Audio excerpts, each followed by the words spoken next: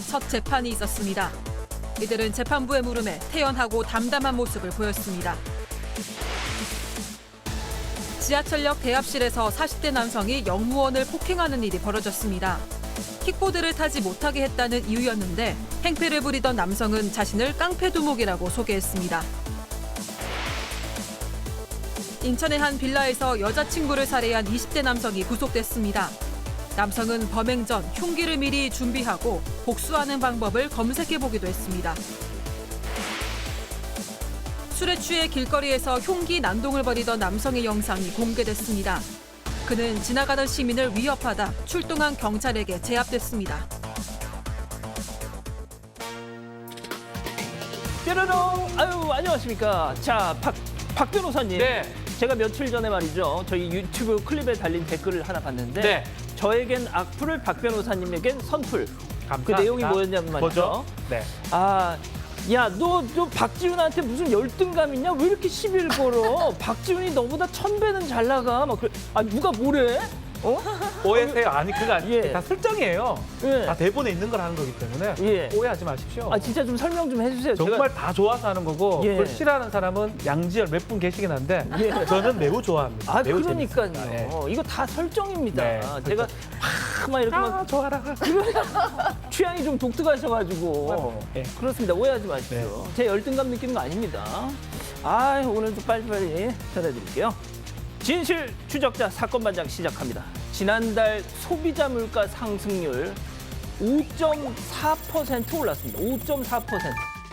자, 이렇게 말씀드리면 체감이 잘 안 되시죠? 14년 만에 이게 최고랍니다. 휘발유랑 경유 나란히 리터당 2,000원 넘은 지 오래고요. 수입 삼겹살은 전년 동기 대비 무려 10%가 올랐다고 합니다. 자, 물가가 아무리 뛰더라도 월급이 같이 오르면 상관없겠죠? 어떻게 좀 오르셨습니까? 네, 오늘 출연자 소개해 올리죠. 자, 월급 안 오른 여자 이수진 기자, 예, 그리고 박지훈 변호사. 자, 박상희 소장, 김은배 전 서울경찰청 팀장 나오셨습니다. 안녕하세요. 안녕하세요. 사건 반장 보면서 저녁 식사를 하니 식사 거를 일이 없네요 하신 김남수님. 흉흉한 사건도 박지훈 변호사님 덕에 참고 볼 수 있어요 하신 신지혜님. 딸아이가 소방관인데 맨날 밤늦게 퇴근해요. 딸아 빨리 좀 와 엄마 심심해 하신 김태현님. 신랑이 일하다가 허리를 삐끗해서 요즘 사건 반장 같이 봐요 하신 심보수님. 아유 빨리 좀 나으셨으면 좋겠습니다. 자, 양쪽 눈 시력을 거의 잃었지만 사건 반장 늘 감사히 보고 있어요. 모두 건강하세요 하신 김영진님. 아유 감사합니다. 자, 최은지님, 에이드님 모두 사랑합니다. 정치 뉴스에 지친 분들아 모두 여기로 오라. 사건 반장 대한민국과 전 세계 동포 가족 여러분의 시선을 모아서 출발합니다.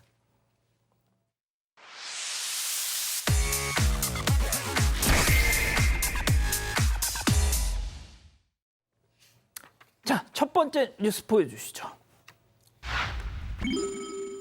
뺑소니범이 남긴 단서입니다. 영상 함께 보시죠. 자, 불박차 잘 달리고 있습니다. 자, 그런데요, 뭔가 튀어나. 이거 저 뭐야? 반대편. 어이구 세상에, 뚫고 온 차가 그냥 쿵 박아가지고요. 지금 충격에 차가 빙글빙글 돌았습니다. 자, 쿵 빙글빙글 돌고 있습니다. 자, 앞 범퍼가 지금 박살이 났어요. 저 튕겨져 나온 차. 그런데 야, 너 어디가? 도망가네. 자, 피해자가 저 차를 급하게 쫓아가지만 저 뺑소니 차 놓치고 말았습니다. 라고 말할 줄 아셨죠? 자, 여기서 역대급 반전. 너 번호판 두고 갔지롱. 네, 이 기자. 이거 뭐 주민등록증 놓고 간 거랑 똑같잖아요. 그러니까요. 이게 맨 처음에는 피해자가 가해 차량 번호판을 제대로 못 봐서 이거 정말 제대로 처벌도 못 하겠구나 이렇게 생각을 하셨대요. 그런데 이제 경찰이 와서 주변을 좀 둘러보니까 이렇게 번호판이 남아 있었던 거죠. 그래서 이제 주변을 좀 찾아봤는데 이 사고 지점에서 11km 떨어진 공터에 차가 저렇게 버려져 있었고요. 운전자도 이내 검거를 할 수 있었습니다. 음주 측정을 해보니까 0.144%가 나왔는데 지금 잡힙니다. 이 정도면 매실주 안에 있는 매실 같은 그런 상태라고 봐야죠. 술에 완전 절어 있는 상태. 그러니까 이 운전자는 사고를 매실주? 내고 그게 무슨 소리죠? 완전히 절여져 있는 술에 절여져 있는 사람이? 상태다. 네, 아. 그렇습니다. 그래서 이 운전자는 사고를 내서 겁이 나서 도망쳤다 이렇게 밝혔습니다. 아유, 박 변호사님 네. 지금 딱 검거되는 장면이 나오고 있는데 음주운전의 중앙선 침범, 추돌, 뺑소니 이게 도대체 몇 개야? 범죄가 많아요. 그리고 우리가 보다시피 사고 내용만 딱 봐도 거의 10중 8구 음주를 가능성이 매우 높아 보입니다. 왜냐하면 말도 안 되는 곳에서 중앙선 침범을 했죠. 또 사고 접촉을 낸 다음에 도망가는 모습까지 예. 결국 음주를 했고 음주도 처벌받아야 되고요. 그리고 사고 미조치, 음주 후 뺑소니 하게 되면 더 가중되게 처벌이 됩니다. 그래서 이 사람 음주뿐만 아니라 여러 가지로 처벌이 돼야 될 상황이 아닌가 이렇게 보입니다. 얼마나 술을 먹었으면 방금 이수진 기자 말처럼 인간 매실주가 된 상태로 검거가 됐습니다. 자, 두 번째 뉴스 이어가죠. 장 보는데 갑자기 쓱입니다. 영상 함께 보시죠. 자, 마트에서 여성분이 지금 이 바구니에다가 지금 방금 보셨어요? 이 후드 쓴 남성 오더니 쓱 여기 이거 터치를 했어요. 이거 우연일까요? 실수일까요? 아니죠. 여성분도 이 인간 뭐지 하면서 약간 이렇게 두리번 지금 쳐다보는 거 보이시죠? 근데 이 사람은 뭔가 막 딴짓하면서 그냥 갔습니다. 자, 남성은 신고를 받고 경찰 출동했지만 도망친 뒤였습니다. 자, 박 변호사님. 네. 도망쳐서 놓친 건가요? 이거 방송에서 공개 수배 한번 해볼까요, 이거? 아닙니다. 다음에 잡았습니다. 아, 진짜? 사실은 길거리 폭행 시비 사건이 있었는데 경찰이 이 출동해서 관계자의 진술을 듣고 있다가 경찰이 저 사람 뭔가 비슷하다라는 생각을 했고요. 예전에 봤던 이 사람을 찾아내는 겁니다. 그러니까 시간 한 달 전에 있었던 일인데 이것을 다른 사건에 가서 얘기를 하다가 뭔가 비슷하다. 마트에서 성추행한 사람하고 옷차림 비슷하다라고 생각이 들었고요. 그래서 경찰이 그 CCTV 이런 것들을 전화기 같은 데 보존을 해놨는 것 같아요. 다시 확인하니까 맞다라고 생각이 들었고 그래서 검거를 했습니다. 마트 여기서 혹시 성추행한 거 아니냐고 질문을 했고요. 결국은 일부 마트 갔다라는 거 이 남성이 인정을 했습니다. 그래서 결국은 이 경찰이 눈썰미는 경찰이 잡게 된 것입니다.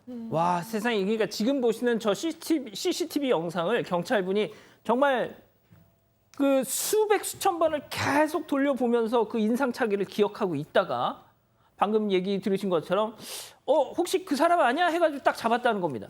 아, 역시 경찰의 촉, 육감 대단합니다. 자, 대한민국에서 촉하면 김은배, 오죽하면 육감 김은배 선생이라는 별칭까지 있겠습니까? 그렇습니다. 그 신재영 경사인데 뭘또 사실은 그래요, 또. 아유. 그 폭행 사건 나가서 피의자가 쌍피니까 조사하다 보니까 낯익은 옷을 입은 거예요. 근데 사실은 4월 27일 날 그 마트에서 성추행할 때 그 사진 보다시피 저거를 100번은 아니고 한 수십 번 봤을 겁니다. 예. 그러니까 눈에 익었어요. 촉이 빠른 분이죠.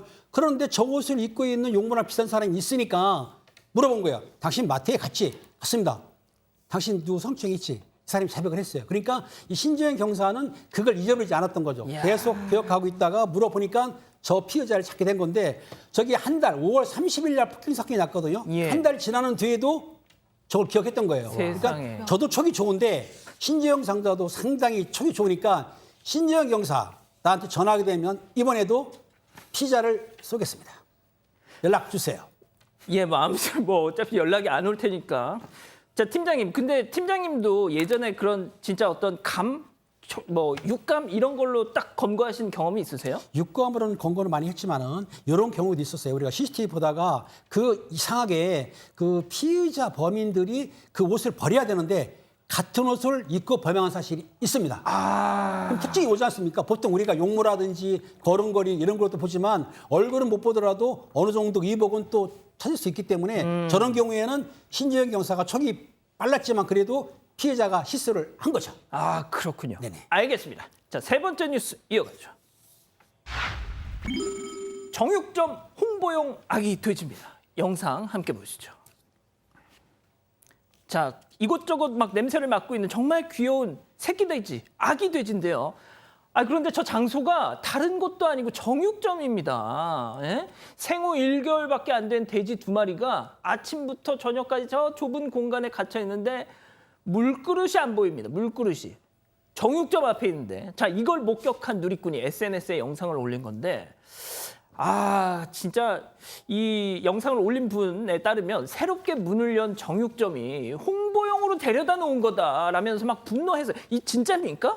근데 이 정육점에서는 홍보용이 절대 아니다 이렇게 밝혔습니다. 이전부터 사장님이 돼지들을 키워왔고 이번에 키우게 된 돼지들이 너무 어려서 집에 이렇게 혼자 두고 올 수가 없어서 데리고 왔다 이렇게 밝혔는데요. 그런데 저는 이게 홍보 목적일 수가 없다고 생각하는 게 보통 사람들이 이제 돼지를 보면 너무 귀엽고 이러니까 내가 먹는 저 돼지고기가 저 돼지인가라는 생각이 들면 오히려 돼지고기를 못 살 것 같거든요. 그러면은 당연히 사장님 입장에서 이거 홍보용으로 두지 않지 않았을까요? 그러니까 이수진 기자 얘기는 사장님의 진위는 저게 아니었을 거다. 홍보는 아니었을 홍보는 거다. 아니었을 왜냐하면 홍보에 도움이 안 되기 때문에. 안 되니까. 네.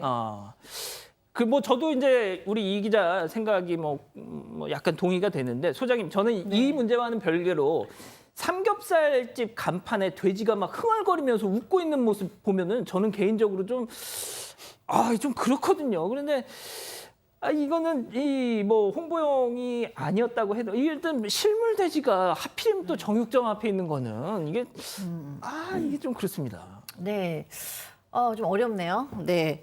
어쨌든 이 영상을 올린 누리꾼도 뭐라고 얘기했냐면, 이 누리꾼께서는 이거 이제 동물학대라고 보신 거예요. 그러니까 뭐 우리가 동물학대라고 하면 뭔가 뭐 동물이 사망하거나 뭐 물리적인 힘을 받거나 이런 건데 이렇게 방치되고 물도 없고 게다가 정육점에서 애기 돼지가 저렇게 있으면 오해의 여지가 또 있을 수 있기 때문에 이런 것들을 동물학대로 보고 그다음에 굉장히 마음이 편치 않다라고 얘기를 했고 또 동물 돼지들이 있는데 이 누리꾼이 보기에는 만져봐도 된다. 한번 만져봐라. 뭐 이런 식으로 얘기를 했다라는 거예요. 예. 이제 그런 것도 굉장히 불편하다. 이거 동물학대 아닌가라는 의견을 제시한 걸로 보입니다.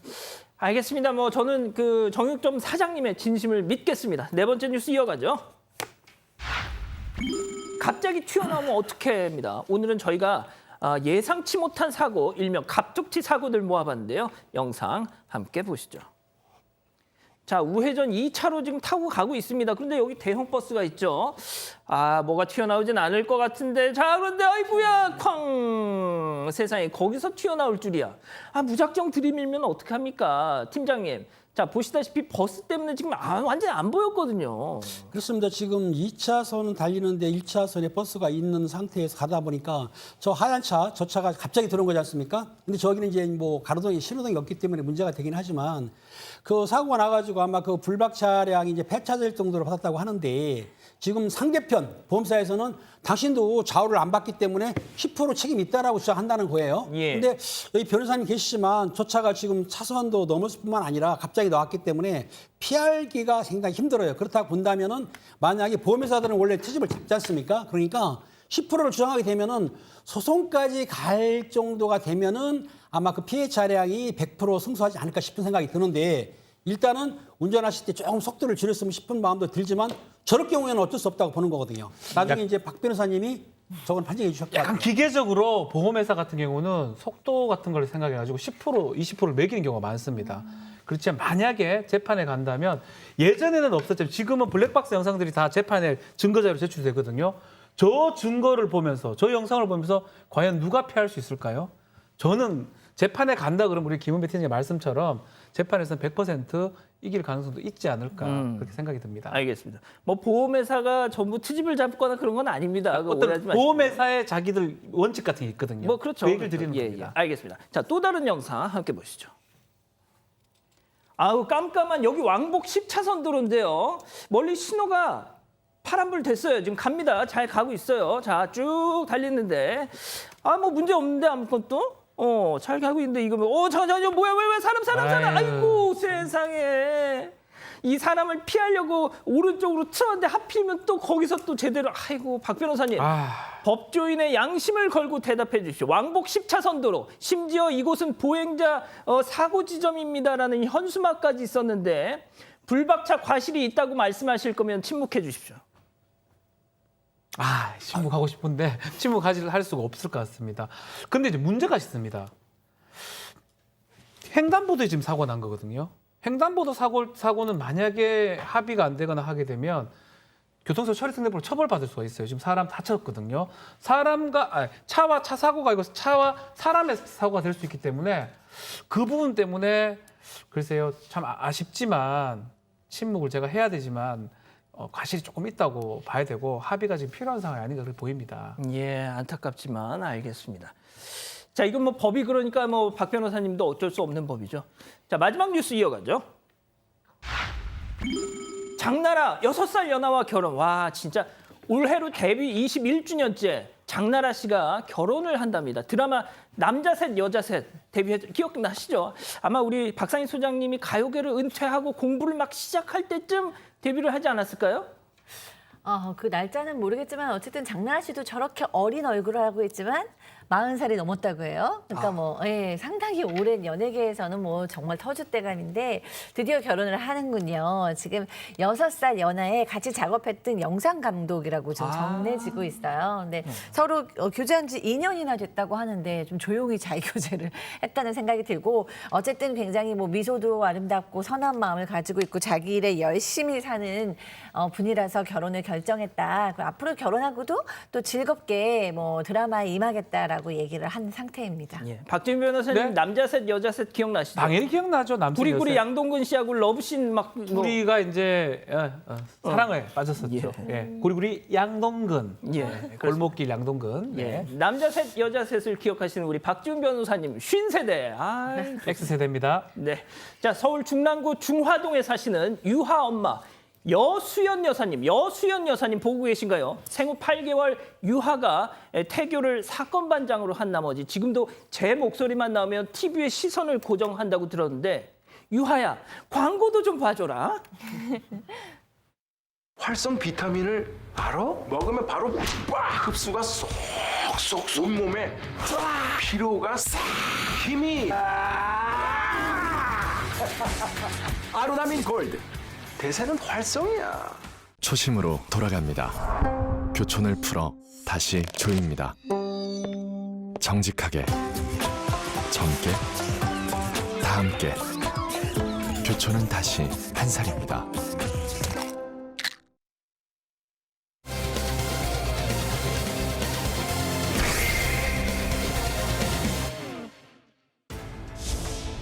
오늘 오전 계곡살인 사건 피의자 이은혜와 조현수의 첫 재판이 있었습니다. 이들은 재판부의 물음에 태연하고 담담한 모습을 보였습니다. 오늘 열린 첫 재판 현장을 들여다봅니다. 죄송합니다. 논스톱이었습니다. 예. 죄송합니다. 왜 또 맞다고 깜짝 그러셨어요? 놀랐어요. 제가 제 친구거든, 이의정 나이가 같아요, 저랑. 걔가 그것도 나왔나 몇 명 많이 나왔네 생각했는데 그거 남자 셋 여자 셋 다른 방송입니다. 죄송합니다. 알겠습니다. 죄송합니다. 제가 좀 착각했네요. 자, 오늘 이은혜와 조현수 첫 재판이 있었습니다. 유족들이 참석해서 이 재판을 직접 방청했다고 하는데요. 본격적으로 얘기 드리기 전에 유족의 얘기 먼저 보고 가시죠. 이게 예전에 그 봤던 정보들이나 자료들인데 그거를 또 한번 듣다 보니까 가슴이 아픕니다. 예. 좀 많이 애석하고요. 예. 들어올 때 전혀 고개도 안 숙이고 반성의 여지가 없었던 것 같습니다. 제가 봤을 때는 그렇습니다. 오랫동안 많이 기다렸거든요. 근데 많이 힘들었고 고통스러웠는데 지난 3년 동안 저희가 겪었던 고통, 이은혜, 조현수 그 사람들이 다시 저희와 똑같이 그렇게 동일하게 그렇게 겪었으면 하는 마음입니다. 네. 오늘 오전에 첫 공판이 열렸는데요. 방금 이제 유가족이 울먹이면서 말씀하시는 모습 보셨습니다. 오늘 공판은 관심도가 참 높았는데요. 법정에 앉을 자리가 없을 정도로 이렇게 방청객들로 북적였습니다. 취재진뿐만 아니라 일반 시민들 중에서도 이은혜와 조현수의 재판을 보기 위해서 찾아왔는데요. 법정 앞에는 남편 윤 씨를 추모하는 화환이 도착하기도 했습니다. 두 사람은 이제 녹색 수의를 입고 법정에 나왔고요. 표정은 덤덤하고 태연해 보였다고 합니다. 이 재판은 20분 만에 끝났습니다. 소장님, 이 유족분들의 마음이 진짜 가늠이 안 됩니다. 저로서는. 네, 그렇습니다. 사실 온 국민이 이 사건에 왜 이렇게 많이 관심을 갖겠어요? 이유는 전 두 개라고 생각해요. 하나는 고 윤상엽 씨가 너무 순수하고 착한 사람이었기 때문에 더 속이 상한 겁니다. 왜 이렇게 당하고 있었을까, 이런 나쁜 사람들한테. 그래서 그 죽음을 생각해서 저희도 너무 안타까운데 유족의 마음 어떻겠습니까? 그리고 두 번째는 그렇게 살인 사건이 일어나는데도 불구하고 가해자들이 별로 미안해하지 않고 뻔뻔한 모습을 보이고 있어요. 이런 것들이 온 국민의 마음을 움직이고 있는데 누나의 얘기, 3년 동안 겪었던 우리의 고통 그들이 똑같이 받았으면 좋겠다라는 말 충분히 공감이 갑니다. 자, 이은혜와 조연수가 받고 있는 혐의 모르시는 분들 안 계시겠지만 그래도 박 변호사님 조금만 더 정리를 해주시죠. 자, 주된 혐의가 살인죄가 주된 혐의입니다. 계곡에서 살인을 했던 그 사건이죠. 계곡에서 이제 이은혜가 이 공범들하고 같이 이 윤상엽 씨를 같이 데리고 간 다음에 거기서 나는 못 뛰겠다. 나는 뭐 생리 같은 게 있기 때문에 못 뛰겠다라고 하면서 결국은 본인이 아닌 윤상엽 씨를 뛰게 만들었는데 이 부분이 이제 살인죄가 될 수 있습니다. 계속 거절했는데 내가 뛸까? 이러니까 뛰었을 때 그 이후에 사망했는데 요거는 조금 달리 좀 봐야 되는 게 살인죄가 자기의 살인죄, 부자기의 살인죄가 있는데 나 처음에는 구조 안 한 게 살인죄가 아니냐라고 얘기를 했는데 기소를 할 때는 자기 살인죄로 본 겁니다. 떨어뜨리게 하면서 죽였던 거. 그리고 이전에 이미 살인을 시도했던 거, 실패했던 거, 살인 미수 2개. 이렇게 한 개 다 보험 사기를 하기 위해서 했던 거거든요. 보험금 타려고. 보험 사기죄까지, 미수까지 이 범죄 혐의로 지금 기소가 된 상황이고요. 재판이 진행 중입니다. 자, 그럼 오늘 첫 번째 사건 체크포인트 짚어보죠. 이은혜, 조연수 빳빳한 고개입니다. 자, 역시 문제는 태도입니다. 태도. 자, 오늘 이 재판을 방청한 사건 유튜버가 직접 자신이 본 광경을 소개를 했는데요. 그거 잠깐 들어보시죠. 정말 사람이 이렇게까지 좀 뻔뻔할 수 있구나라고 느낄 정도였어요. 뭐 연기라도 할 줄 알았습니다. 반성하는 모습이라도 하나라도 있을 줄 알았죠. 근데 이은혜와 조연수가 죄 없다라는 걸 너무나도 강조하고 싶은 건지 모르겠지만 머리를 한 번도 숙이지 않고 뻣뻣이 든 채로 그냥 아무렇지 않게 공소사실 내용을 듣고 있는 모습을 보면서 솔직히 말씀드리면 진짜 어이가 없었습니다. 아니 도대체 어땠길래 저런 얘기까지 하는 겁니까? 네, 이게 판사가 생일과 주소, 직업 등을 물었는데요.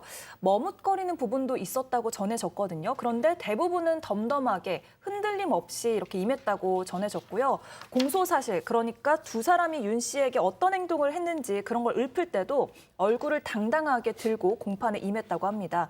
검찰 조사 때도 계속해서 혐의를 부인해왔던 만큼 법정에서도 혐의를 앞으로 부인하기 위해서 이렇게 당당한 제스처를 취한 게 아닐까, 이런 분석이 좀 됩니다. 소장님, 미안한 마음이 별로 없나 봐요. 없는 것 같습니다. 그래서 이제 좀 화가 많이 나는데 저도 좀 고민을 해봤어요. 아니 도대체 왜 미안하지가 않아? 그렇잖아요. 사람이 사람인데. 그럼요. 네. 그래서 저 생각해봤더니 첫 번째로는 원래는 나쁜 사람들이니까 이런 어떤 죄책감이 없나 보다 이런 생각 들고, 두 번째는 너무 자주 이런 살인 미수가 있다 보니까 나중에는 죄책감이 3년에 걸쳐서, 그리고 이제 지금 검거될 때까지 꽤 오랜 시간이 걸렸기 때문에 아마 계속 오랜 기간이 지나면서 그 미안한 마음이 사라졌나 보다라는 생각이 들었는데요. 저는 세 번째가 이런 생각이 들었어요. 이 사람들이 둘이 서로를 의지하다 보니까 내가 혼자 잘못한 게 아니라 나는 이렇게 같이 우리가 이런 일을 저질렀기 때문에 그렇게 나 혼자 잘못했다고 생각하지 않는다라는 생각이 들지는 않았을까? 뭐 이런 생각까지도 좀 들었습니다. 그러니까 실제 뭐 자기들이 미안한 마음이 없더라도 일단 나중에 어떤 재판에 영향을 줄 수 있는 미안한 척, 연기라도 해야 되는데 지금 그런 것도 없었다는 거잖아요. 자, 팀장님. 그런데 이제 유족이 오늘 말씀하신 걸 들어보니까 이 이은혜와 조연수 뒤에 뭔가 조직이 있을 것이다, 이런 말씀도 하셨어요. 그렇습니다. 재판에 참여한 유족 입장에서 볼 때는 검사가 설명을 했지만 두 사람만 기소했지 않습니까? 일단 그런데 이게 뭐가 유족들이 이제 요 뒤에 조직이 있다고 보는 이유는 뭐냐면은 그 살해 당할 때도 7명이 갔지 않습니까? 그리고 조연수하고 이은혜가 도주할 때에 도주를 도운 사람들이 있어요. 공범들 있지 않습니까? 도주를 도왔기 때문에 그런 사람들이라든가 뒤에 조직이 있을 거라고 하는 건데, 이거는 이제 유족의 개인적인 생각이기 때문에 재판 과정에서 만약에 조직이 있다고 한다면은 조사하면서 드러날 거예요. 너무 걱정 안 하셔도 됩니다.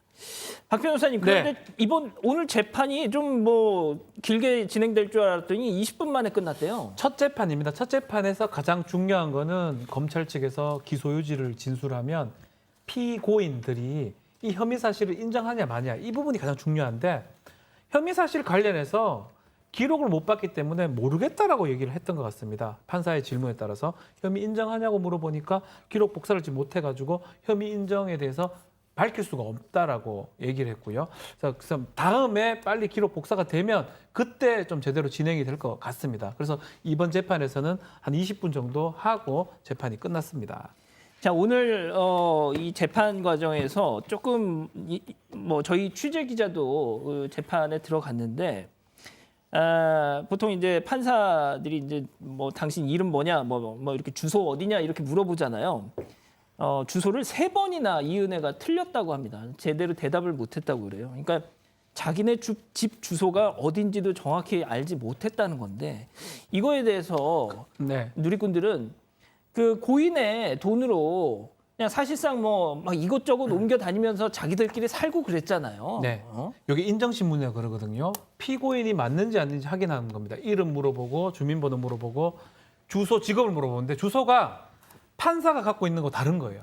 그러니까 판사가 계속 질문하는 거예요. 그게 말이 안 되는 거죠. 사실 이런 경우 잘 없어요. 자기 주소를 모르는 경우 없거든요. 그러니까 무슨 뭐 경기도요? 계속 질문했던 것 같아요. 그러니까 사실 본인도 정확하게 어디고 살고 있는지 몰랐기 때문에 아마 이렇게 답변하는 어쩌면 해프닝이 일어난 것 같습니다. 자, 알겠습니다. 저희가 재판 진행 과정 계속 좀 예의주시하면서 더 전해드리도록 하죠. 이렇게 정리하고요. 두 번째 사건 이어갑니다.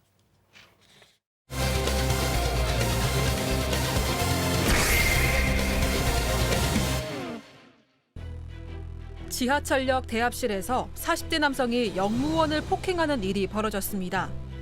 킥보드를 타지 못하게 했다는 이유였는데 행패를 부리던 남성은 자신을 깡패두목이라고 소개했습니다. 당시 상황을 자세히 짚어봅니다.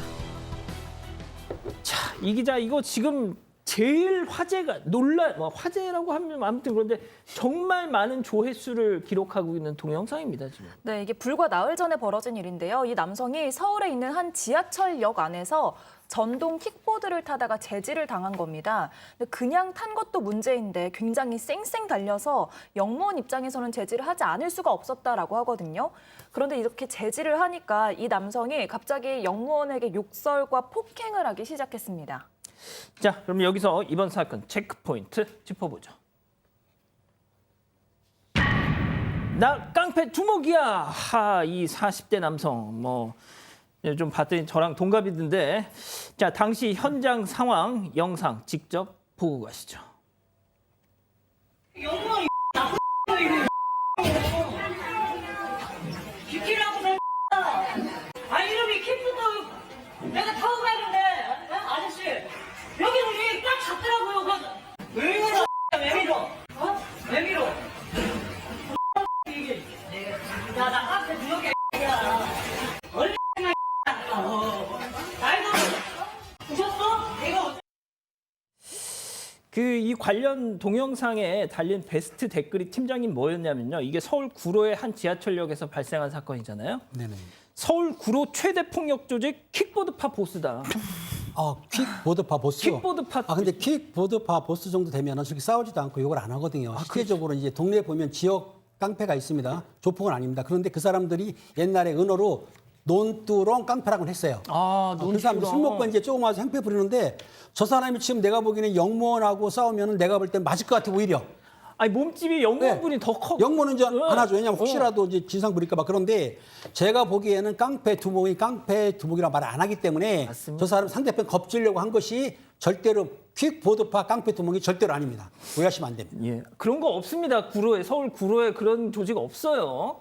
자, 그런데 킥보드 타고 다니니까 당연히 영무원이 제지를 해야죠. 안 하면 그게 더 직무유기지. 자, 그런데 이 영무원분 아까 보신 것처럼 폭행을 당해가지고 무려 전치 3주 뇌진탕 얘기 직접 한번 들어보시죠. 달려오는 속도 자체가 제가 판단하기엔 너무 빨랐어요. 그리고 앞에 보면 시민들도 있었고 그래서 제가 4-5m 전에서 멈추라고 지시를 하였고 근데 그걸 무시하고 지나가려고 하는 거를 충돌 사고를 미연에 방지하고자 제가 몸으로 막아 세운 겁니다. 근데 막자마자 이제 욕설이랑 폭행이 시작되었던 건데요. 욕설이랑 욕은 다 듣고 지금은 뇌진탕 소견을 받아가지고 약물로 치료 중에 있습니다. 소장님 보셨지만 몸집이 더 커요. 진짜 저분이 정말 맘먹고 했으면 가루가 됐었을 수도 있어요. 네, 그렇습니다. 그래서 정말 참고 자기 역할을 충실히 해주신 저 영무원께 뭐 시민의 한 사람으로서 감사하다는 말을 하고 싶을 정도였어요. 정말 참기 어려웠을 것 같거든요. 그러니까 막 목도 이렇게 졸리고 이런 네. 상태에서 손이 나갈 수도 있는데도 굉장히 점잖게 끝까지 참아내시더라고요. 근데 이제 그럼에도 불구하고 지금 뭐 뇌진탕 소견도 있고 그래서 3주 진단 받으셨다고 하는데 그 마음도 굉장히 뭐 울분이 가득 차셨을 것 같아요. 몸도 마음도 좀 잘 치수셨으면 좋겠습니다. 박 변호사님, 네. 저럴 때 딱 대응을 하면 좀 정당방위 인정 좀 해줘야 되는 거 아닙니까? 정당방위가 될 수도 있을 것 같습니다. 아니면 업무행위, 정당행위라고 그럽니다. 업무상 하면서 막아야 됐을 때, 필요성이 있을 때 가능한데 이 얘기를 좀 해야 될 것 같아요. 저 킥보드, 전동 킥보드잖아요. 예, 전동 킥보드는 법상으로 원동기 장치 자전거입니다. 맞습니다. 오토바이죠. 예, 오토바이 실내 타면 됩니까? 안 되죠. 뭐 필요하면 자동차 사고 안으로 들어오지.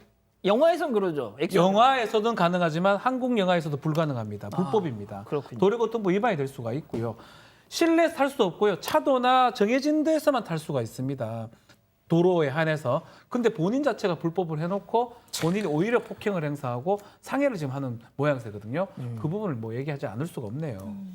자, 그런데 이런 주장도 했대요. 내가 가는 길을 막았으니까 내가 폭행을 당한 거다. 말이 안 되죠. 가는 길에 막는 게 본인이 적법하고 합법하게 행동을 한 게 아니고 불법한 상황을 했기 때문에 그것을 막기 위해서 업무상 행동을 한 거거든요. 영무원 입장에서는.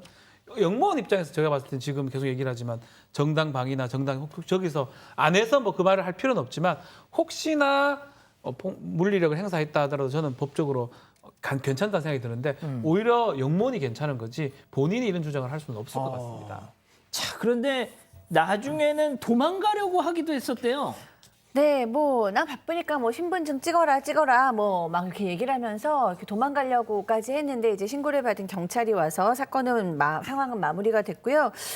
이 사람 이제 불러서 구로경찰서에서 조사할 계획이라고 하는데 저는 이 사람이 정상적이지는 않을 거라고 생각을 해요. 왜냐하면 누가 봐도 퀵보드를 타면서 내가 깡패 두목이야라고 얘기하는 건 이해가 안 되죠. 그러니까 거짓말을 할 수는 있고 뭐 영웅 심리를 발휘할 수 있는데 그러면 뭐 까만 세단이라도 좀 탔을 때 얘기를 하던가 누가 퀵보드를 타고 깡패 두목이라고 얘기하면 믿습니까? 그런데다가 저 영상을 보면 지나가는 사람한테 내가 얼마나 억울한지에 대해서 막 이렇게 피력을 하고 있어요. 그래서 저는 이 사람이 판단력이 지금 없는 상황이구나. 그러니까 이게 뭐 인지 능력이 안 돼서 판단력이 없는 건지 뭐 술에 취해 있는 건지 아니면 정신적 질환이 있는 건지 모르지만 저 사람이 어쨌든 지금 현재 어떤 자기가 하고 있는 일이 있는지는 전혀 좀 판단이 안 되고 있는 게 아닐까라는 생각이 좀 들었습니다. 이 기자 이제 마지막으로요. 네. 이 음주 상태에서 전동 킥보드를 타던 사람이 최근에 며칠 전에 사고가 났는데 또 경찰이었어요.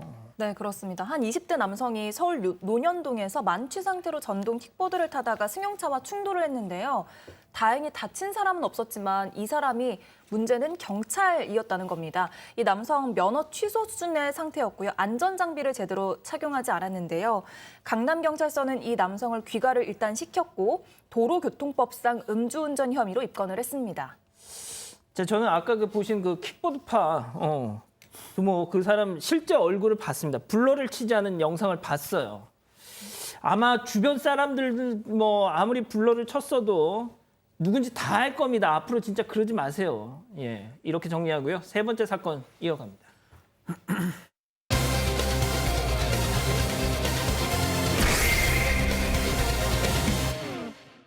인천의 한 빌라에서 여자친구를 살해한 20대 남성이 구속됐습니다. 남성은 범행 전 흉기를 미리 준비하고 복수하는 방법을 검색해 보기도 했습니다. 남성의 범행을 따라가 봅니다. 헤어진 전 여자친구를 또 살해하는 사건인 것 같습니다.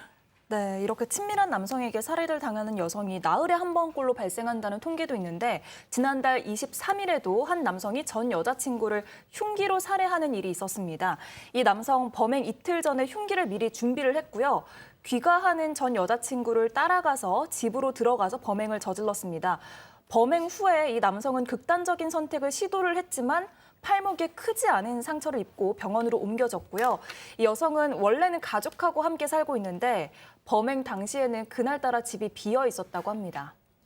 팀장님, 이 사건 말이죠. 네네.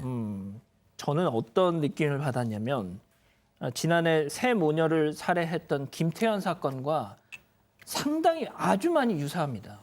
그렇습니다. 지금 이 피해자 같은 경우에는 술 먹고 이제 우발적으로 주장하겠지만 흉기를 미리 준비를 했어요. 준비하고 휴대폰 검색 내역을 확인해 보니까 거기에 전 여친에게 복수하는 법 그리고 전 여자친구 창교육하는 법이라는 검색을 했단 말입니다. 아니 무술 교육을 시켜요 이런 사람이. 그러니까 이 범인이 실제적으로 자기가 평소에 그 원한이 있었던 것 같아요. 그렇기 때문에 미리 준비해가지고 살해를 한 것이기 때문에 이 피해자 같은 경우에는 검색도 했고 여러 가지로 볼 때는 계획적 살인이 많다. 그렇기 때문에 강하게 처벌을 해야 된다고 생각됩니다. 자신의 이 피해자를 해하고 나서 그 담배를 피고 있었고 또 그 자리에서 또 피곤이 뭐 누적됐었는지 잠을 잤다는 얘기도 지금 나오고 있습니다. 그래서 이 김태현 사건과 너무나 좀 유사하다 이런 생각을 제가 말씀드린 건데, 자, 이 SNS에 말이죠, 이 가해자 평소 행실로 추정되는 글들이 지금 올라오고도 있어요. 네, 많은 글들이 좀 올라오고 있는데 이 두 사람이 이 SNS에서 다툰 모양새가 좀 있었어요. 오해했던 게 있어요. 사귀기 이전에 어떤 남성이랑 전화했던 거 이런 것들에 대해서 오해를 하고 계속적으로 뭐 압박을 협박을 가기도 하고 사진을 찍은 게 좀 있는데 그 사진은 또 누구냐면 숏컷 여성하고 찍은 사진이에요. 근데 오해를 한 거예요.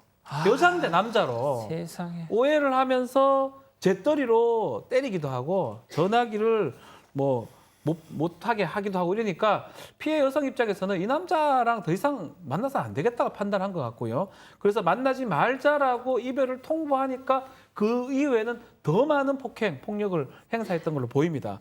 결국은 아마 제가 우리 더 이상 얘기하기는 좀 그렇지만 과도하게 지금 바람핀다고 의심을 했던 것 같고요. 여자친구가 가스라이팅 이런 것들이 심각하게 존재했던 걸로 생각이 됩니다. 자, 소장님이 좀 정리를 네. 해주시죠. 네. 굉장히 속상하네요. 왜냐하면 피해자 언니에 따르면 이 가해자가 평상시에도 이 동생에게 폭력을 가하고 가스라이팅도 해왔고 그다음에 내 동생을 10시간 넘게 집에 가두고 흉기로 고문했다. 그리고 침대에서 잠들기까지 했다라고 얘기를 하는데 이 언니의 얘기에 의하면 지금 교제폭력, 가스라이팅 그리고 우리가 의처증이나 의부증이라고 불리우는 부정망상 이런 거 다 있는 사람이거든요. 그러니까 가스라이팅이나 부정망상의 이런 가장 중요한 건 상대방을 지배하려고 그러고 또 떠나지 않고 집착하려고 하는 이런 모든 증상인데 결국에는 이 사람이 이런 병리적 증상 때문에 동생이 희생당하고 만 것이죠. 자, 그럼 여기서 오늘 세 번째 사건 체크포인트 짚어보죠. 반성문대 탄원서입니다. 자, 이런 인간들이 항상 그렇게 하죠. 이렇게 일을 벌려놓고 사람을 잔혹하게 살해해놓고 감형을 받기 위한 여러 가지 포석을 깔고 있습니다. 그렇습니다. 이 잔인한 피해자가 뭐라고 했냐면요. 범행 전에 술을 먹었기 때문에 기억이 안 난다. 이거 심신미약을 주장하는 것 같기도 하고요. 그리고 범행 후 자기가 극단적인 선택을 했다고 하는데 극단적인 선택을 했으면 사망을 해야 되는데 안 했어요. 그러니까 형식적으로 보여준 거야. 이거는 자기가 좀 죄를 면하려고 한 것뿐이고 또 그리고 이제 변호사를 선임해가지고 반성문을 쓰고 있다고 합니다. 그러니까 아까 말씀드렸다시피 반성문 쓴다는 거, 기억이 안 난다는 거 이거 많이 들어보지 않았습니까? 예. 평상시에 자기가 좀 처벌을 적게 받으려고 이런 행동을 하고 그런 뭐 탄원서 하는데 실제적으로는 여기 얼마나 효과 있을지는 모르겠습니다. 자, 지금 그러다 보니까 이자가 이렇게 허튼 수작을 벌이니까 네. 이 사실에 너무 화가 난 그 주변 분들이 야, 우리도 그럼 탄원서를 쓰자. 재판부에. 자, 이게 참 참 이런 경우가 저도 본 적이 별로 없습니다. 탄원서를 쓰는 경우도 있죠. 아는 사람들 위주로 탄원서가 갑니다. 엄벌을 해달라고 요청하는 것, 재판부에 탄원서가 될 수 있는데 지금 SNS에 이 글이 올라왔어요. 탄원서를 좀 해달라. 저 사람 반성문을 쓰는 거를 막아달라. SNS 올리는 경우는 저는 사실 변호사 업무를 오래 하면서 이런 경우 본 적이 없습니다. 그만큼 분노가 있다라는 겁니다. 그러니까요. 혹시나 반성문이 반영이 돼서 받아야 될 형에서 떨어질 거를 우려해서 그보다 더 많은 탄원서를 좀 접수를 해야 된다고 생각이 들어서 지금 탄원서가 SNS로 공개가 되고 있고요. 많은 탄원서가 접수가 되고 있다라고 밝힌 상황입니다. 예. 우리 가족 여러분들도 지금 보시는 그 내용 검색을 해보시면 쉽게 그 탄원서를 제출할 수 있는 채널을 확인하실 수 있으실 겁니다. 자, 그렇다면 박 변호사님, 네. 제가 다시 한번 정리해. 우발적 아니었습니다. 계획적이었고요. 이미 범행을 저지르기 전에 온라인 쇼핑으로 흉기를 구입을 한 것도 확인이 됐고, 정말 무수히 많은 이런 계획적인 어떤 범행의 스케줄들이 쫙 있었습니다. 네. 자, 그럼 이 상황에서 우리 누리꾼들의 이런 탄원서, 재판부의 어떤 판단에 정말 엄벌을 내릴 수 있는 단초가 될 수 있습니까? 그렇죠. 반성문 많이 쓸 겁니다. 할 수 있는 게 없다고 보니까 반성문 같은 거 하는 것 같은데 지금 탄원서가 아마 반성문보다는 더 효과가 있을 거로 저는 생각이 들고 이 사건 자체는 우발적 사건을 보기 어렵습니다. 아니죠. 계획적 사건이고 범행 직후에 어떤 담배 피는 행동들 그런 것도 재판부에 반영이 될 거고 가장 이제 중요한 거는 만약 이 사람이 반성문 쓸 게 아니고 만약에 하려면 피해자의 피해를 회복을 해줘야 됩니다. 유가족들로 합의를 보고 그렇죠. 진정으로 계속 반성을 하는 모습. 이것만이 이 사람의 형을 줄일 수 있는 유일한 방법이거든요. 근데 이 사람 그건 하지 않고 반성문만 지금 반복을 하고 있는 모습이고 아마 이 엄벌 탄원서가 가면 재판부에서 꼼꼼히 읽어볼 것 같고요. 예. 그렇다면 중형을 받아야 될 상황이 되지 않을까 예상을 해봅니다. 저희가 이 사건 내용이 너무나 참혹하기 때문에 방송에서 그걸 세세하게 말씀드릴 수 없습니다만 그 짓을 벌이고 나서 피해자를 앞에 두고 태연자약하게 앞서 말씀드렸다시피 흡연을 하고 침대에서 잠을 잤습니다. 그 사건 현장에서. 자, 그리고 그 차를 타고 피해자의 집 앞에 왔었는데 그 차를 몰래 또 그 가해자들의 가족이 와서 범행 이후에 차만 또 쏙 가져갔대요. 예? 이런 자입니다. 예. 세 번째 사건 이렇게 정리하고요. 네 번째 사건 이어갑니다.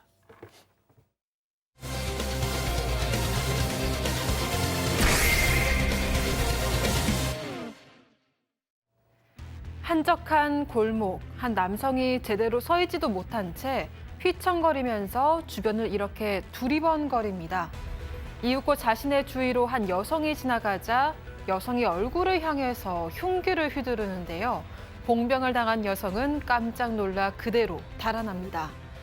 수상한 남성의 행동은 여기서 그치지 않습니다. 계속해서 골목길을 서성거리다가 또 다른 행위를 향해서도 흉기로 위협을 가하는데요. 누구 한 명이 크게 다칠 수도 있는 위험천만한 상황. 이윽고 신고를 받은 경찰들이 현장에 도착하자 남성은 오히려 더 흥분한 모습을 보였습니다. 하지만 경찰은 남성의 흉기 난동에도 당황하지 않고 3단봉으로 단숨에 제압합니다. 대낮 골목길에서 벌어진 위험한 상황. 남성은 대체 왜 이 같은 짓을 하고 있었던 걸까요? 이게 지난달 10일에 대구 동구에서 벌어진 일인데요. 대낮에 한 남성이 술에 잔뜩 취해서 이렇게 길거리에서 골목길에서 칼을 휘두른 겁니다. 몸도 못 가누는 와중에 지나가는 여성 얼굴에 흉기를 들이댔고요. 곧바로 또 다른 남성을 향해서 흉기를 휘둘렀습니다. 문제의 남성은 20대인데 자기가 술만 마시면 주사가 굉장히 심하다 이렇게 진술한 걸로 알려졌고요. 이 남성 당일 상황에 대해서 아무것도 기억에 남지 않는다 이런 입장입니다. 소장님, 저 보세요. 저 와중에도 어떻게 꼭 여성을 골라서 또 저 짓을 합니다, 소장님. 그러니까요. 이제 묵킬만 폭행을 한 사람들한테 물어보면 이제 대부분 다 이런 얘기를 하는 거죠. 나는 이제 사회에 대한 분노, 나는 억울하다. 내가 이렇게 괴로워진 것은 내 탓이 아니라 사회에 대한 분노 때문에 이렇다라고 얘기를 하는데 그러면 그 말도 사실은 어폐가 있지만 본인의 말이 사실이라면 또 사회에 대해서 정당하게 분노를 드러내야 되는데 앵커께서 얘기하신 대로 꼭 지나가던 약한 여자한테 저렇게 흉기를 드러내니까 그들의 어떤 것이 다 결국에는 변명으로밖에 들리지가 않습니다. 자, 그런데 천만다행으로 박 변호사님. 네. 경찰이 와서 제압을 했습니다. 신고를 했죠. 당연히 계속적으로 칼, 흉기 같은 걸 들면서 이 협박을 하고 폭행을 행사하기 때문에 신고를 했고요. 경찰이 왔는데 경찰 앞에서도 흉기를 계속 했던 것 같습니다. 그래서 경찰이 흉기 내어놓으라 하니까 급기야는 경찰한테 흉기를 휘두르는 모습이 됐고요. 그래서 경찰이 그 진압봉이죠. 산단봉을 꺼내서 남성의 다리를 이렇게 내려쳤고요. 내려친 다음에 남성은 중심을 잃고 이렇게 쓰러집니다. 쓰러져서 이제 검거를 할 수 있는 그런 상황이 됐는데 뭐 다행스럽게 이날 인명 피해는 없었다고 합니다. 자, 영상 계속 덮어주세요. 제가 말씀 다시 드리겠습니다. 그 영상을 보시면은 그 다리를 경찰분들이 출동을 해서 이 흉기 난동범의 하반신 쪽을 팍 쳐가지고 중심을 잃게 한 뒤에 쓰러뜨립니다. 그러면서 제압을 했는데 자, 우리 김은배 팀장님이 현직 시절 실제 사용하던 3단봉을 우리 가족 여러분들께 소개를 해주기. 지금 딱 저렇게. 네. 이 길이가 20cm예요. 예. 뽑으면 50cm가 약간 넘습니다. 그렇습니까? 네. 자, 범인이라 생각하고 칼을 누가 드세요. 범인인가요? 제가 범인입니다. 네, 범인입니다. 이상이. 자, 야! 칼을 들었을 경우에 칼. 칼 버려. 안 버립니다. 안 버려! 그러면 뽑습니다. 그런 다음에 팔을 그리고 체포합니다. 빨리. 자, 그런데 여기에서 예. 이걸 때릴 때 최소한도로 아까 하체를 때렸지 않습니까? 이런 네. 경우에는 도주를 못하게 하체를 때린 거죠. 도주를 못하게. 도주를 못하게. 네. 그렇게 경찰들이 사용하고 있는 3단봉. 왜? 하나, 두 개, 세 개. 3단봉입니다. 그래서 3단봉이었구나. 그렇죠. 진짜. 밀려면은 힘있게 해야 돼요. 시대입니다, 이거. 자, 다시 한번 때려주시겠습니까? 그걸 체포하고. 체포. 네, 그렇죠. 그렇군요. 알겠습니다. 자, 자리로 다시 돌아가 주시고요. 자, 신인 배우 박지훈 씨의 열연이 돋보였습니다. 참. 박 변호사님 참 열심히 사십니다. 진짜. 예. 자, 그런데 말이죠. 이 영상이 공개가 되고 우리 가족 여러분들 너무 좋아하시네요. 자, 그런데 이 영상이 공개되고 나서 물론 경찰분들의 그 용감함에 많은 분들이 박수를 쳐주셨지만 이 영상 다시 한 번만 좀 보여주실래요? 너무 위험하다. 경찰분들이 너무 왜냐하면 아까 팀장님 말씀하신 것처럼 3단봉으로 저 흉기 난동범의 하반신을 향해서 몸을 숙였잖아요. 그렇죠. 때리느라고. 네네. 자, 그럴 때 만약에 흉기가 이 경찰분의 얼굴이나 이런 쪽을 향했더라면 이거 정말 크게 다치는 거 아니냐.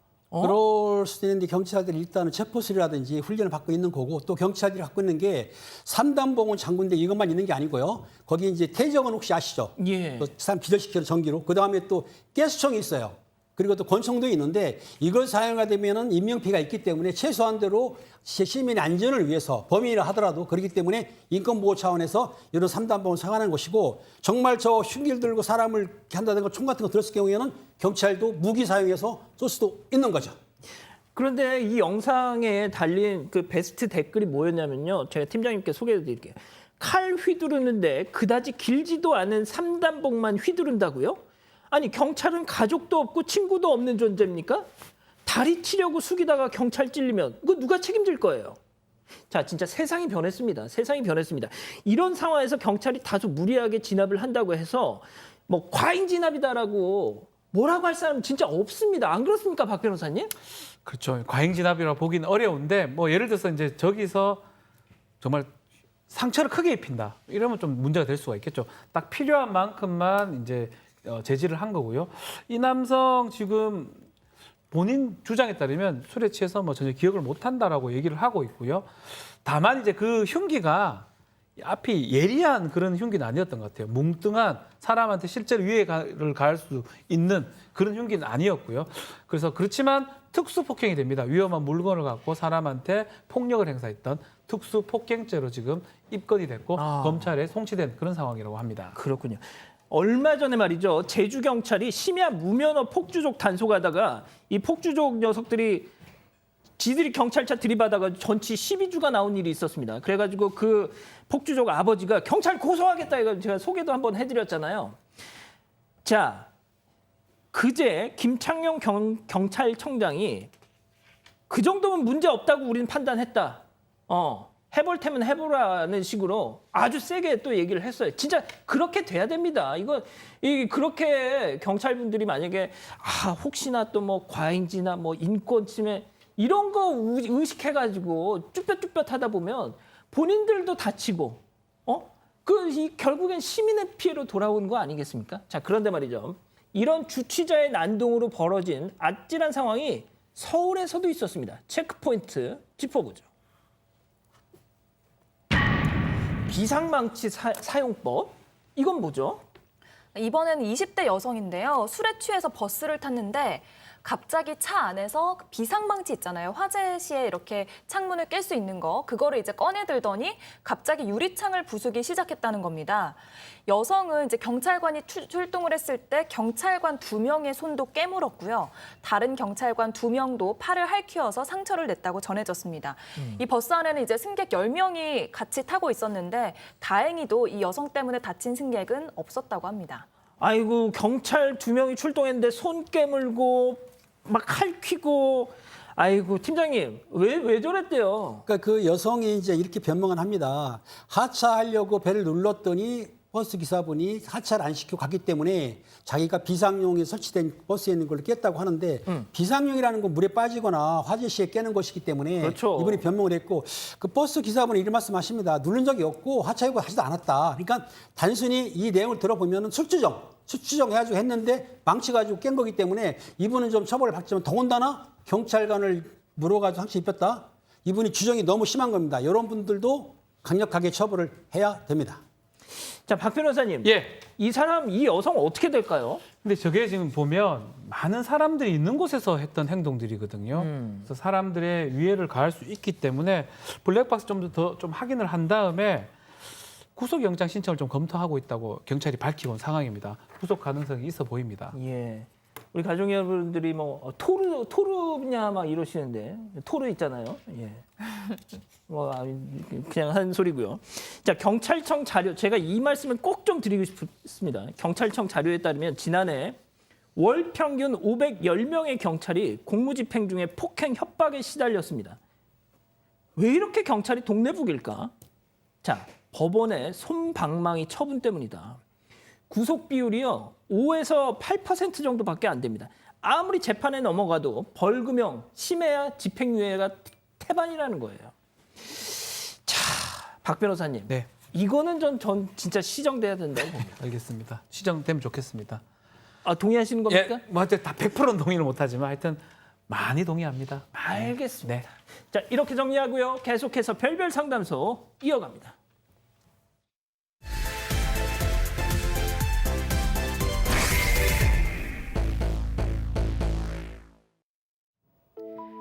결혼 8년 차 5살 딸아이와 평범한 가정을 꾸리고 살던 최 씨는 최근 아내의 외도 사실을 알게 됐다고 합니다.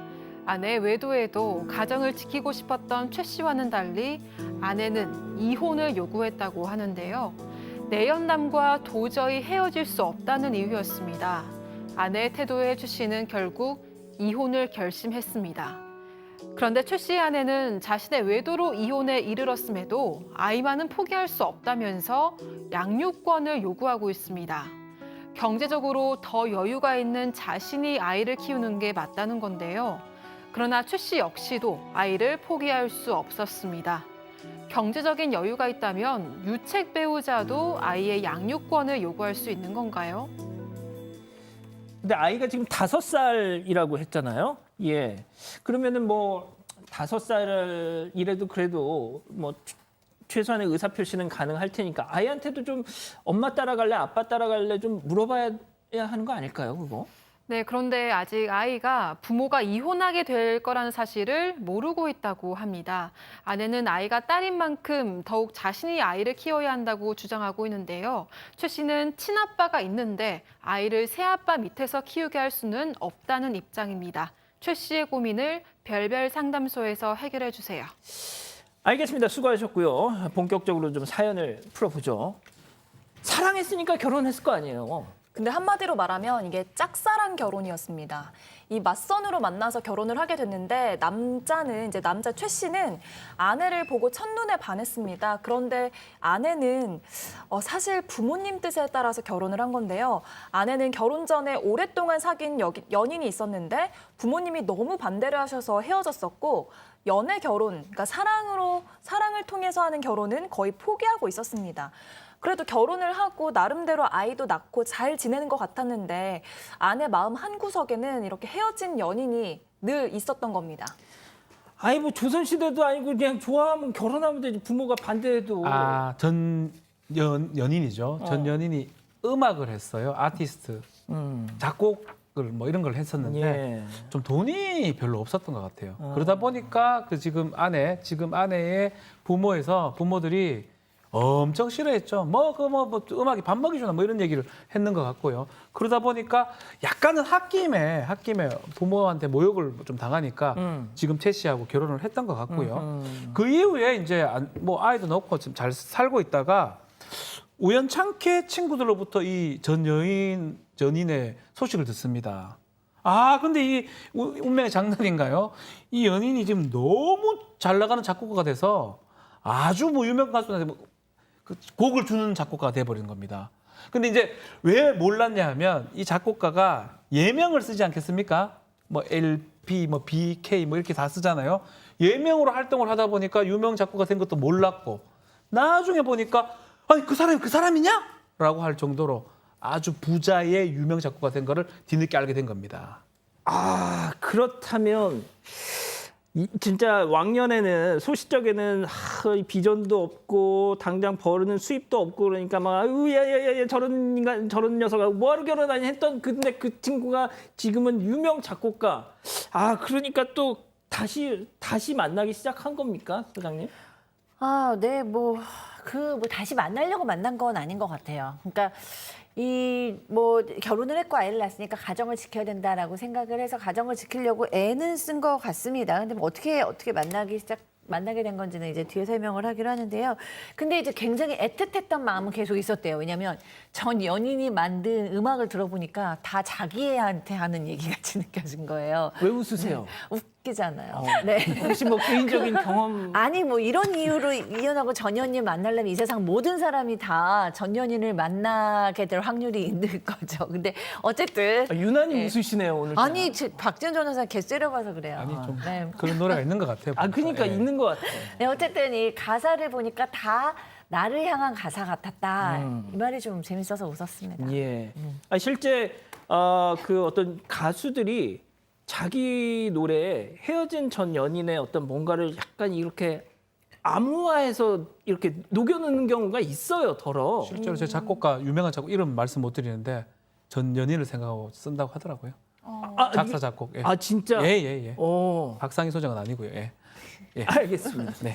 자, 그런데 어쨌든 아내도 끝까지 가정을 지키려고 했던 건데 어쩌다 이렇게 된 그렇습니다. 겁니까? 과거는 흘러간 건데 그 남편분이 결혼 전부터 식당을 운영을 했어요. 아시다시피 코로나가 또 터지다 보니까 식당이 많이 폐업을 했어요. 그러니까 폐업이 된 거예요. 폐업되고 다른 식당을 취업하려더니 식당 직원을 뽑아야 취업을 하죠. 집에 있는 상태고 맞벌이 하던 그 여성분 아내 입장에서 볼 때는 가장이 된 거예요. 그러니까 남편 보고 다른 데 취업을 해봐라 했는데 알다시피 요리사 업무를 했기 때문에 다른 곳에 취업하기가 상당히 힘들었던 것 같아요. 그러니까 이제 약간의 서로 이제 갈등이 있었던 거죠. 그런데 이제 이 남편이 그나마 그래도 일하려고 배달 아르바이트를 하긴 했어요. 그거 가지고 눈이 안 찬 거고 아까 말씀드렸지만은 과거는 흘러갔는데 과거 생각하면 안 되는데 아마 여성분이 과거를 생각했던 것 같아요. 옥경이, 희야, 경아 뭐 이런 노래가 딱 그런 거라고 또 어떤 분들은 말씀해주고 계시는데 자 아무튼 이 기자 네. 가정을 지켜야 되겠다라고 생각은 했지만 이게 생각대로 잘 안 된 거네요. 머리로는 가정을 지켜야 된다고 생각을 하는 건데 마음이 자꾸 전 남자친구한테 가는 거라고 합니다. 직장 생활하면서 아이도 키우고 뭐 남편 빚 갚고 하루하루 즐거울 일이 하나도 없는데 성공해서 돌아온 전 남자친구는 삶의 활력소가 됐다고 하는데요. 게다가 전 남자친구는 아내가 결혼을 했음에도 아내를 한순간도 잊지 못했다. 이렇게 사랑을 고백을 하고 있고요. 그래서 연애도 결혼도 너랑 헤어진 이후에는 한 번도 못했다. 이렇게 고백을 하고 있기 때문에 이 아내는 이 말을 듣고 이혼을 결심을 한 겁니다. 그 남편 최 씨한테 예전 남자친구와 다시 만나고 있다라고 솔직하게 말을 하면서 이런 사실을 알렸습니다. 그럼 이 최 씨 남편 그 말하기 전까지는 전혀 눈치 못 챘던 거예요? 이 아내가 약간 말이 없는 사람인 것 같기도 하고요. 또 경제적으로 좀 안 좋다 보니까 대화할 시간이 없었던 것 같아요. 근데 약간 느낌은 좀 살짝 놓았던 것 같아요. 많이 힘든 상황인데 얼굴이 너무 좋아요. 아내가. 우리 많이 힘든데 경제적으로. 미소가 자꾸 보이고. 뭐 그렇지만 뭐 미소가 있는 게 혼자 좋구나 이런 생각했지. 외도를 하거나 뭐 전 남자친구를 만날 거라고는 상상도 못했다고 합니다. 괜찮아 잘했어 님이 아유 결혼해봐라 다 금방 질릴 거다 지금 이런 얘기를 하시는데 뭐 어떻게 될지 모르겠습니다. 자 그런데 이 최 씨 이 남편 모르겠어요. 저는 만약에 제가 저 최 씨 입장이라면 부인이 저런 식으로 나오면은 그냥 자존심 상해서라도 그냥 그래 이혼하자 할 것 같아요. 예. 네, 그럴 가능성이 높죠. 근데 얼마나 상처를 받겠어요. 사실 최 씨가 잘못한 게 없잖아요. 코로나로 가지고 자영업하다가 잘 안 된 거고 애 열심히 키우고 아내 사랑했고 근데 살다 보면 좀 어려운 시간이 있는데 가장 어려운 시간에 부인으로부터 이런 얘기를 들어서 너무 상처받았을 것 같아요. 게다가 부인이 너무 솔직하게 다 얘기를 한 겁니다. 뭐 한 번도 나는 당신을 사랑한 적이 없다. 그러니까 이제 너무 이제 최 씨가 많이 상처를 받았고요. 이제 그런데도 가정을 너무 유지하고 싶어서 그냥 내가 한 번 지나가는 바람이라고 생각할 테니까 그냥 돌아와라. 내가 기다리겠다라고까지 얘기했는데 아내는 아무것도 바라지 않을 테니까 그냥 이혼만 해달라. 이렇게 얘기를 했다고 합니다. 지금 또 어떤 분들은 제 남편 로또 당첨되라 그냥 확 해가지고 그냥 그러니까 이 아내가 너무 그냥 못했으니까 그렇게 해서 탁 그냥 반전이 있었으면 하시는 말씀을 해주시는데 자, 박 변호사님은 그 이혼 상담 같은 거 가끔 하시죠? 많이 하죠. 예. 근데 보통 저희가 남편의 외도로 이혼하는 경우는 뭐 이렇게 사랑과 전쟁 같은 데서 많이 봤지만 이 경우처럼 부인의 외도로 이혼하는 경우도 있습니까? 예, 뭐 똑같습니다. 남녀 뭐 비율이 뭐 이렇게 얘기하기는 그렇지만 부정행위가 이제 이혼하는 사유 중에 가장 많은 사유 중에 하나가 되고 만약 남편이 오면 남편은 아내의 부정행위를 얘기하는 경우가 많고요. 상담하러 이제 아내가 오면 남편의 부정행위를 얘기하는 경우가 많고 그래서 누가 오냐에 따라서 그 상대가 부정행위, 소위 말하는 바람을 폈을 가능성이 있다라는 거죠. 그렇군요. 자, 팀장님.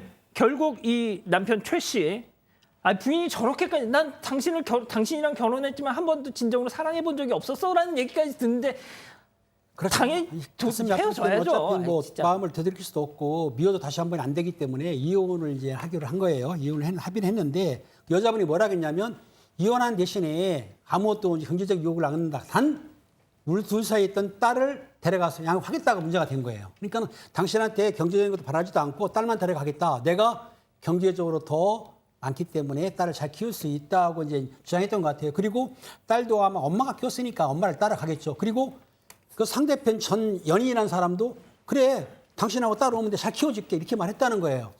그런데 내 딸을 뺏긴다는 것이 상당히 슬펐던 것 같아요. 최 씨는 그렇기 때문에 양육권을 줄 수 없다. 내가 키우겠다. 내가 잘 키우겠다라고 했는데 그렇다고 한다면 여성도 포기를 안 하고 이 최 씨도 포기 안 하기 때문에 결국에는 저렇게 우리 박 변호사님처럼 찾아가서 소송을 할 수밖에 없는 상황이 벌어진 거예요. 가슴이 아픕니다.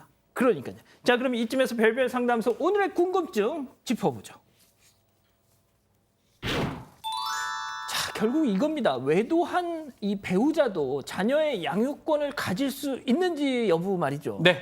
자, 이혼을 할 때 그 아이를 키우는 거를 양육권이라 그러고요. 키우지 않는 일방의 배우자는 양육비를 지급을 하게 됩니다. 그래서 양육권을 한 명한테 이제 통상은 양육권을 부여를 하는데 결론적으로 말씀을 드리면 유책 행위하고 양육하고는 별개의 부분으로 봅니다. 그래서 가장 중요한 거는 우리가 법적으로는 자의 복리라고 표현하거든요. 그 아이의 삶이 가장 중요합니다. 그래서 실무적인 얘기를 좀 드리면 엄마 아빠가 서로 양육을 행사하려고 한다 그러면 양육 계획서 작성해 오라고 양육 환경도 법원이 보고요. 어떤 곳에서 사는 게 아이가 가장 잘 클 수 있는지 그것을 확인합니다. 근데 이제 요게 좀 여기서 좀 봐야 될 부분이 예. 외도를 했고요. 외도한 후에 지금 전 남친하고 결혼할 게 거의 확실시 된 상황이거든요. 예. 그런 상황이 된다 그러면 재판부에서 그런 부분을 고려할 수가 있습니다. 어허. 아이 입장에서 혼자 사는 게 아니고 다시 새아빠라고 하나요? 만나게 되는 경우가 될 수 있거든요. 그런 부분을 고려해서 양육자를 지정할 것으로 보입니다. 그러니까 유책 사유가 있는 쪽이라고 해서 무조건 절대적인 건 아니다. 아닙니다. 예. 일단 아이가 중요하다. 아이가 가장 중요하고요. 그래서 뭐 이거는 지금 여기 드러나진 않는데 만약에 누가 아이랑 계속 같이 사는 사람이 가장 중요해요. 만약 별거를 하게 됐는데 그 아이가 어디 쪽에 있느냐에 따라서 많이 하는 경우가 있고요. 실무적으로는 우리 양원부 진행자가 처음에 뭐 아이한테 물어보냐 안 물어보냐 물어보는 경우도 있습니다. 5살 정도가 되면 의사 판단 능력이 있다고 보거든요. 유아는 안 되지만 엄마가 좋니 아빠가 좋니 질문을 하고요. 본인한테 얘기를 해서 그렇게 끌어가는 경우도 있습니다. 이 나이기 때문에 그거는 가능할 것 같습니다. 예. 자, 이 기자가 우리 가족 여러분들 반응 좀 정리해 주시죠. 네. 많은 분들이 그 전 연인이 지금도 가난했다면 만났을까? 이런 답변을 남겨주셨고요. 남편분께는 이혼하고 남편분은 열심히 성공을 해서 잘 사는 모습 보여주고 더 좋은 여자 만나시길 바란다. 저 아내분은 후회하실 거다. 이런 답변 남겨주셨습니다. 그리고 한 분은 노래를 추천해 주셨는데요. 김건모의 잘못된 만남. 이 사연에 딱 잘 어울리는 노래라고 추천을 해주셨습니다. 아, 그건 좀 다른데요. 예. 친구랑 사귀는데요. 그건 아닙니다. 좀 제목만 잘못된 것 보면 잘못된 친구 자기 만남이죠. 친구하고 사귀어버리게 돼. 난 널 믿었던 뭐 내 친구도 믿었게 이렇게 그런 노래기 때문에 조금 다른. 한 번만 더. 원모 타임. 난 널 믿었던 만큼 내 친구도 믿었기에 난 아무런 부담 없이 널 내 친구에 소개시켜 줬고 네. 노래가 가는 게 좀 다릅니다. 아, 신세대. 네, 죄송합니다. 네. 자, 별별 상담소 이렇게 정리하고요. 글로벌 픽 이어갑니다.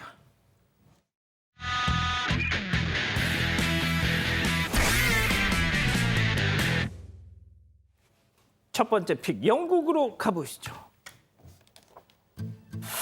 자, 강아지 한 마리가 유리창 쪽으로 달려갑니다. 창 밖에 뭐가 나타난 걸까요? 자, 견주가 유리창 쪽으로 가까이 다가가 보니까 놀랍게도 저렇게 창 밖에 소가 서 있습니다. 근데 한 마리가 아니죠. 정말 여러 마리입니다. 왜 갑자기 소가? 이 영상을 촬영한 게 이제 몰리 씨인데요. 새벽에 물을 마시려고 일어났는데 정원에 소 여러 마리가 나타났다는 걸 알게 된 겁니다. 집 근처에서 양과 사슴을 본 적은 있지만 이렇게 소떼가 나오는 건 처음이라고 합니다. 이게 인근 목장의 소들이 풀을 뜯다가 여기까지 내려온 걸로 추정이 되는데요. 이후 몰리 씨는 남편이 이 소떼를 무사히 들판으로 안내했다고 하고요. 몰리 씨는 조만간 정원에 나무 울타리를 세울 계획이라고 말했습니다. 아, 그렇군요. 자, 두 번째 픽 일본으로 가보시죠. 자, 아이와 이제 갈색 푸들 한 마리가 보입니다. 아기가 울타리를 넘어가려고 하는 것 같은데 위험한데. 네, 푸들이 갑자기 소파 위로 뛰어 올라가더니 두 발로 아기의 등을 붙잡습니다. 왜 저러죠? 아기를 이제 돌보는 것 같은데요. 울타리를 타고 넘어가려는 걸 막으려는 것 같습니다. 푸들이 아기를 보호하려고 저런 행동을 하는 것 같은데 푸들이 다급하게 앞발로 아기를 막아보지만 좀 혼자서는 이렇게 아기를 돌보는 게 힘든가 봅니다. 결국은 이렇게 아기가 소파 위로 올라가고 말았고요. 여기 소파 아닌데요, 지금? 네, 이제 화면이 바뀌었는데 평소에도 아기를 정말 잘 돌본다고 합니다. 가끔 아기의 음식을 빼앗아 먹을 때도 있지만 오빠 노릇을 톡톡히 하고 있습니다. 그렇군요. 알겠습니다. 세 번째 픽 호주로 가보시죠. 네, 호주 시드니인데요. 어느 주유소 안에 있는 편의점이에요. 불났다. 불나고 있죠. 시뻘건 불길이 치솟고 있습니다. 불꽃이 활활 타오르더니 갑자기 카메라가 흔들릴 만큼 충격이 퍼져나갑니다. 깜짝이야. 깜짝 놀랐습니다. 폭발 사고가 일어난 겁니다. 좀 뭐예요, 이거? 예, 불이 나기 전에 CCTV 영상을 조금 확인을 해봤는데요. 놀랍습니다. 놀랍게도 한 남성이 진열대에 불을 붙이는 모습이 이렇게 포착이 된 겁니다. 그러니까 저 남성이 고의로 불을 낸 것입니다. 진열대에 시작된 이 불길이 조금씩 옆으로 퍼졌고요. 스프레이 캔에 불이 붙으면서 꽝! 폭발 사고가 일어난 것입니다. 저 사람 뭐예요? 저 사람 사실은 41살의 손님인데 뭐 당구장 왔는데 남성이 점원한테 담배 한 갑 달라고 요구했는데 점원이 이걸 거부했던 것 같아요. 그러자 화가 나서 진열대 정체할 수 없는 액체를 쏟은 뒤에 그곳에 불을 붙인 것으로 전해졌습니다. 이날 발생한 폭발로 인해서 편의점 지붕이 무너졌다고 하고요. 결국 남성 주유소 편의점에 재산 피해를 입힌 혐의로 경찰에 체포가 됐습니다. 아니 세상에 주유소에다가 저렇게 하면 어떡합니까 저거. 그러니까요. 네 번째 픽 미국으로 가보시죠. 자, 여기 어느 가정집 뒷마당인데요. 한 남자아이가 수영장으로 뛰어 들어갑니다. 어찌된 일인지 아이가 다시 물 위로 떠오르지가 않고 있어요.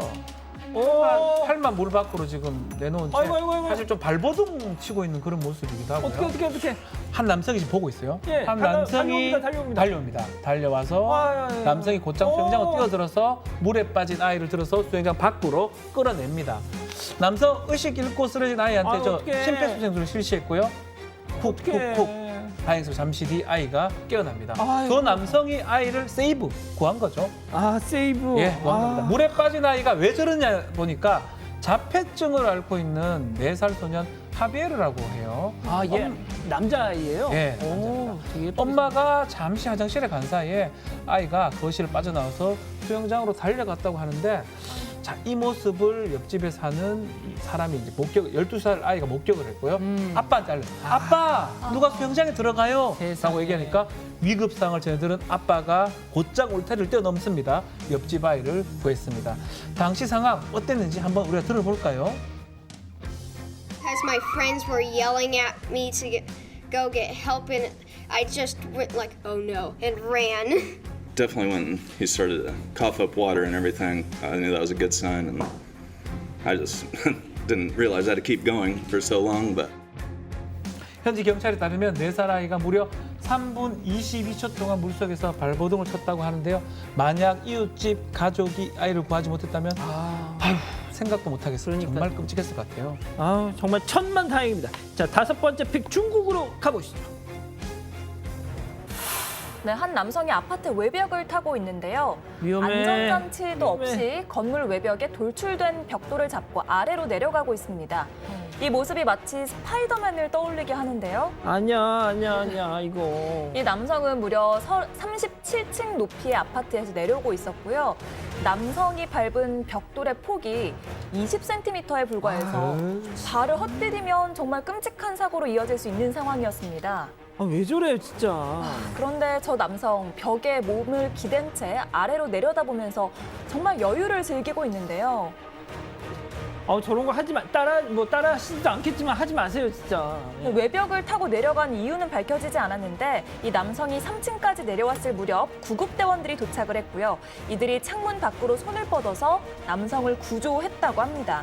저 남성 다친 곳도 전혀 없고 구조 후에 담소를 나눌 정도로 정말 멀쩡했다고 하는데 왜 이런 일을 했는지 정말 궁금합니다. 왜 저러고 살아 진짜. 왜 다른 사람들한테 피해줘 왜. 자, 알겠습니다. 자, 이 정도로 하고요. 메가박땡 영화 관람권 이벤트 당첨자 소개해드려야죠. 먼저 사반가족 김진희 님이 보내셨는데요. 보여주시죠. 자, 우리 신랑 정광익 씨입니다. 올해 66, 자영업하고 있어요. 저녁에 퇴근하고 오면 이렇게 꼭 사건 반장 보면서 운동하고 있습니다 하셨어요. 아유, 감사합니다. 너무 빨리 달리지 마세요. 자, 다음은 서미정님인데요. 사건 반장 찐팬 우리 엄마 김복연 여사님입니다 하셨습니다. 얼마나 좋으시면 저렇게 합장까지 하시고 정말 감사합니다. 자, 사랑하는 사건 반장 가족 여러분, 행복한 주말 보내시고요. 저희는 다음 주 월요일 현충일 순국 선열과 호국 영령을 기리면서 별이 6개 저녁 6시에 다시 옵니다. 자나깨나 오미크론 조심. 안녕히 계십시오.